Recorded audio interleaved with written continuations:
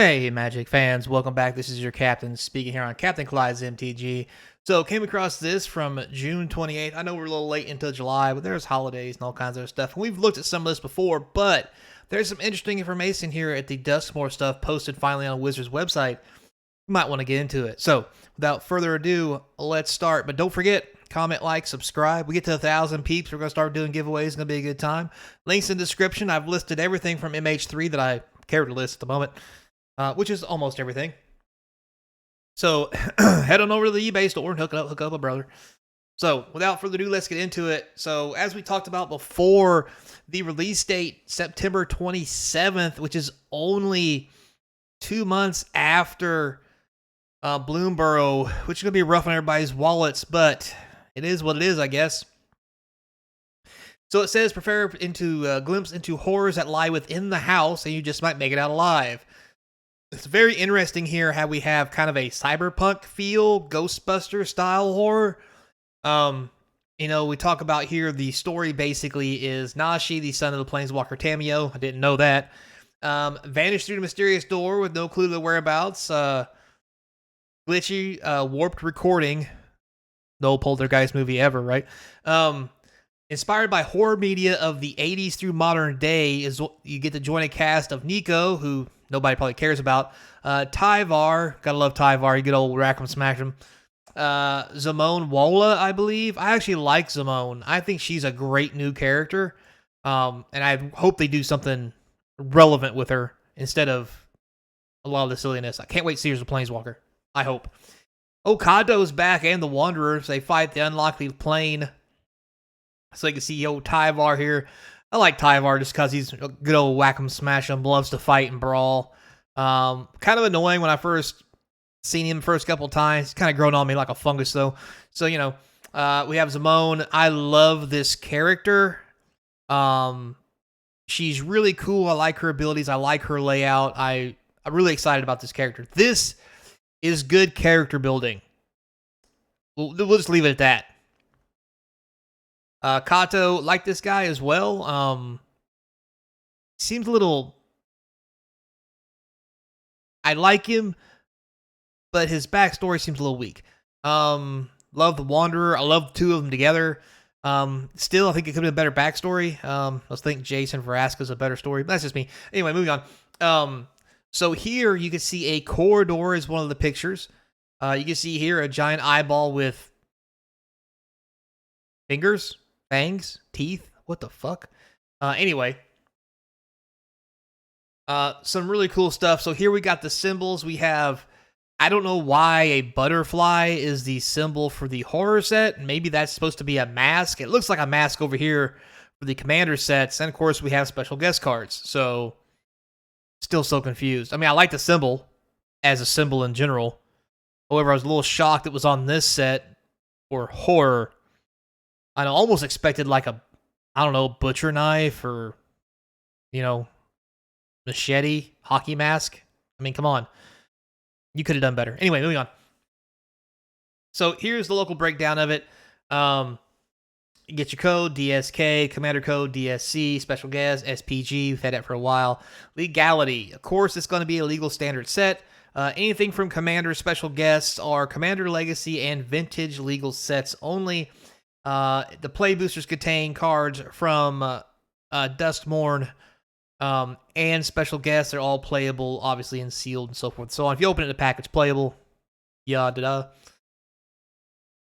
So we get some more looks at the actual boosters boxes and the product themselves, like this box. I love how the horror got a door opening, Kato poking his head in and hoping to God he gets the fuck out.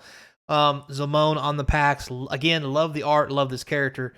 Very interesting choice for the collectors. Not that it's not cool, but now I would kind of like to see some more characters maybe. This seems, as cool as it is, a little lackluster to me and a little ambiguous. Whatever, though. We've already talked about the commander decks.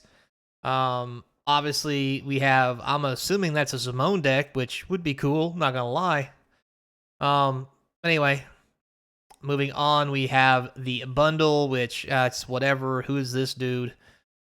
we'll wait and see. And what is with this guy who's like everywhere? It must be the big bad or something. Anyway, I do love this horror nightmare bundle. This is probably going to be something, if I had to guess, would probably come out in October around Halloween. I liked it as a TV channel, kind of the whole, you know, poltergeist style stuff. I like this deck box. It's all really cool. I'm pretty down with it. Pre-release pack. It's fine. Infinite Stairs. We've seen that trope 1,000 times. Pre-orders aren't so scary with duskmourn. Dun dun dun dun. Anyway, they're trying to tantalize people by ordering on Amazon, because if you do, you get a redeemable card sleeve, which it's fine, I guess. I mean, it's not enough to make me order overpriced Amazon prices. Shop LGS's, just telling you. Anyway, one thing that's really cool, local game stores has a buy a box promo, which this is obviously going to be a card in the set, which is amazing. It's Twitching Toy. I like how it's all fuzzy and so forth, and if you look real close, it's actually full of spiders. Spider toy. Get it? Spiders. Anyway, this is an amazing mana dork. A green and 1 for a 2/2 mana dork. It's already okay. Adds 1 mana of any color. Also great, but you can put a nest counter on it. Sacrifice it. Create a 2/2 for every nest counter on it that is a green spire token with reach. This is a mana dork that turns into an army later in the game, which can be very, very necessary. Everything from crater hoof attacks to other things that pump the team. You can proliferate it to make it even bigger. Just there's tons of opportunity here. I think this is going to be a very popular card, and if it's not, I blame the new Foundation set, which brings back the 1 mana dork, 1 mana elf dork. But this just seems too good not to play, especially as a rare. Anyway, it also here talks about local game store. WPN has a trick or treat, as I mentioned, Halloween stuff, right? On Halloween weekend at MagicCon Vegas, we'll have more to share. So I might go to Vegas for this. We'll have to wait and see. This art is cool, and then there's the bad guy again. The weird thing about this art I'm not sure I like is this looks like somebody from Earth. Not that it's a bad thing, but a little weird to be in Magic. Maybe this is some kind of connection to Earth. That would also be really weird. Anyway, because don't get me wrong, as cool as it would be to have an Earth interaction, the last thing I want to see in this is people who play Magic in the cards more than they already are. Like, the people who win the tournaments for World Championship get their own card. Cool with that. They're not themselves. They're somebody new who looks like them, so forth and so on. I don't want to see actual people from Earth in here. Just, please, for the love of God, don't do that. Especially with your own cast and members, because most people don't like most of Wizards anyway, so let's just not do that. Anyway, moving on. So we'll talk about booster fun. Full art lands are pretty sweet. We've already kind of talked about this. The plains is not spectacular. I don't really get that. The island with the fountain, pretty cool. Swamp with a staircase. I mean, it's fine, I guess. Mountain seems okay. Basic forest. These are okay lands. I mean, they're fine. They just don't really do it for me. As far as full art lands go, still a big fan of the Bloomburrow and the not Crimson Vow. Dang it, Midnight Hunt. Midnight Hunt lands I thought were just the best of the best. Then we have double exposure and textured foil double exposure. So there's a flash of a camera within the house, then another. Paying homage to horror photography, this special treatment appears on select cards from Duskmourn Horror, showcasing the characters of the plane and their evils they face. You can find these cards in Duskmourn Play Boosters and Collector Boosters. You can see here double exposure. Man, it's kind of cool, I guess, kind of something on top. And here we have another double exposure for Toby. Toby. We have the haunted texture of these photographs. You can see them here. These texture cards are going to be pretty cool. They're textured foils. It looks almost to me like it's cool the way it is. I'm not knocking it, but I think it's what's really cool about it. If you look real close, it almost looks like a vinyl record. You know, it's all roundy and it looks like a vinyl record pressing, which could be cool in its own right. I'm not lying. I'm not even gonna downplay it. So kind of like that. Then we have the paranormal frames. I'm not sure about this. This looks very colorful 80s, not horror. Weird. This seems way off to me. Just not a fan of this. Mirror monsters. So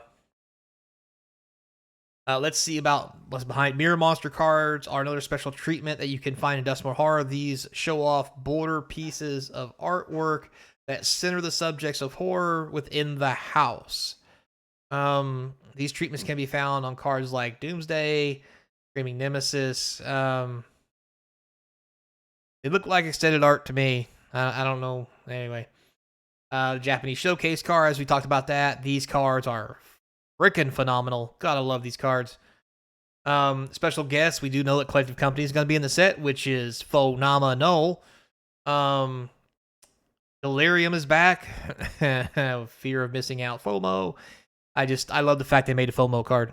That's just funny. We talked about these cards already as well. One thing I do want to talk about is Impeding. We didn't talk about that yet.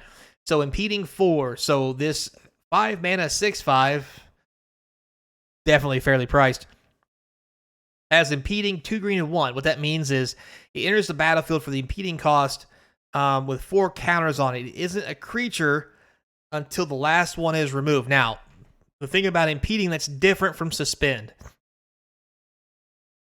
On these, notice it says enchantment creature. So for 2 green and 1, it comes in as an enchantment. Now, when it enters the battlefield or attacks, you create a tapped colorless land token named everywhere that is every basic land type. So for 3 green, you can play this as an enchantment and basically get a land, which is pretty good for ramp, I'm not going to lie. And then later, this thing becomes a 6/5.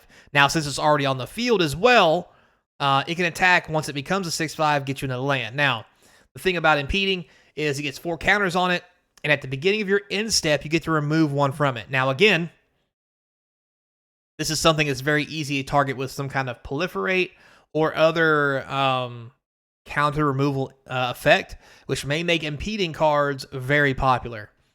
It talks about room cards here.